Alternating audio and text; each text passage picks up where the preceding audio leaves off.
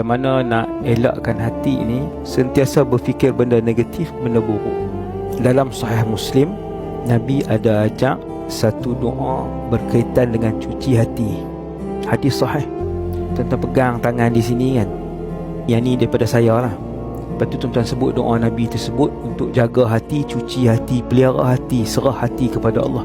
Iaitu doa dia, Allahumma ati nafsi taqwaha. Ya Allah, Kau beri ketakwaan kepada hati ni.